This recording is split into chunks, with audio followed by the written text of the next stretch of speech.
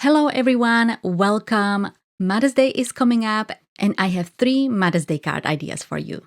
One is made completely from scratch, painted with watercolors, one using stamps, and last one is using digital stamps.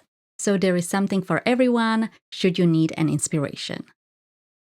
I'm going to start with a card where I painted leaves in multiple shades of pink. I started with the lightest pink. First I painted a line for the stem. I used a liner brush. If you don't have one, you can use the tip of a round brush. Then I painted the leaves along the stem. I didn't do anything special, I just painted teardrop shapes. I repeated this process 4 times, placing the leaves in 4 corners of the cardstock. Once I was done, I used a darker shade of pink and repeated the process. I painted 4 branches. I used 3 shades of pink, and with the darkest, I only painted 3 branches. If you don't have a paint set that comes with multiple shades of one color, you can just use more water for the lightest pink and less water for the darkest.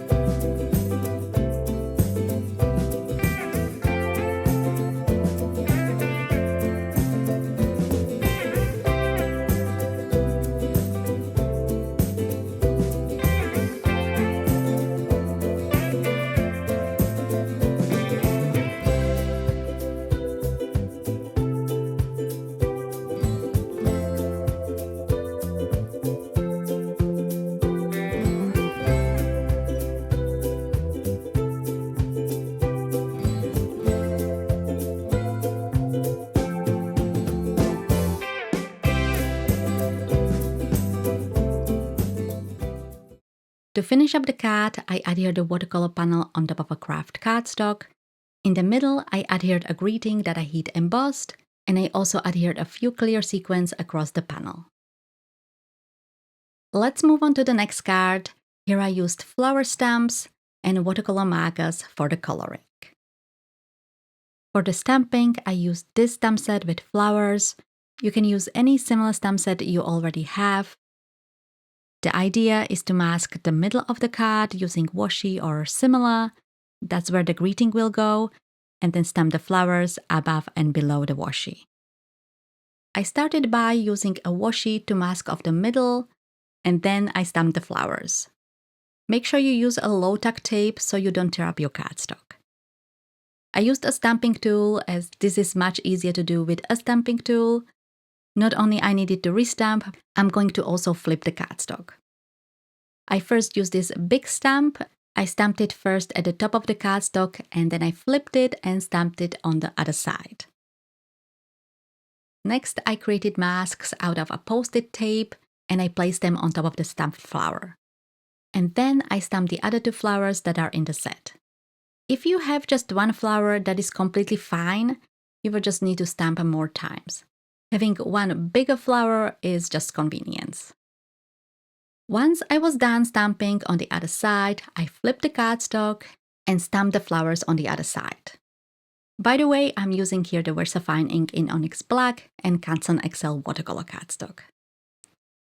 For the coloring, I used the watercolor markers, more precisely the Zig Clean Color real brush markers in 4 different colors, and I colored each flower.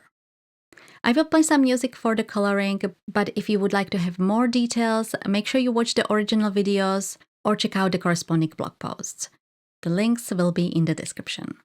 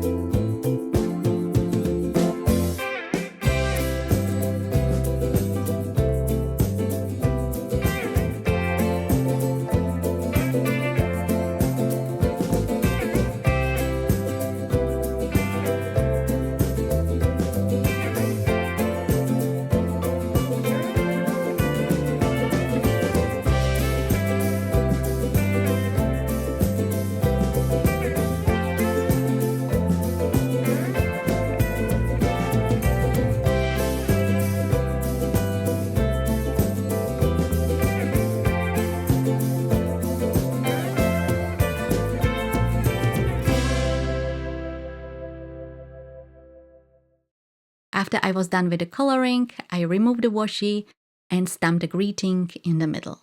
And lastly, I adhered the panel on top of a craft card base. For my last card idea for Mother's Day, I'm also using watercolor markers, but this time I used a digital stamp from freepik.com, which I printed out. I printed it on a watercolor cardstock. If your printer doesn't print on a thicker cardstock, you can print it on a printer paper and then transfer it onto your cardstock. I recently made a video how to do this, so make sure you watch it. The link to this video as well as to the flower will be in the description. This flower I painted using the Zig watercolor markers. This coloring was for the review of the Zigs, and I was showing that you can use the markers with and without water. So for the bigger flower here, I used one marker with water, and for the smaller flower, I used darker and lighter marker.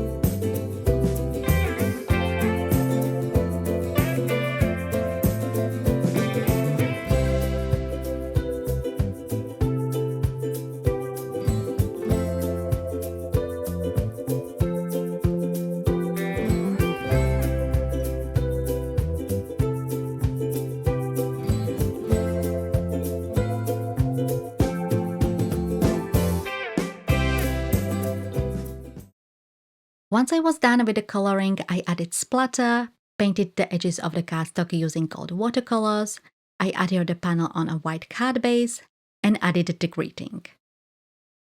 I hope you enjoyed this video and are inspired. Make sure you give this video a thumbs up. If you would like to see more card ideas for Mother's Day, check out my playlist that is on the left, and on the right I have the video how to transfer images to any cardstock. Thank you all so much for watching, and I will see you in my next video.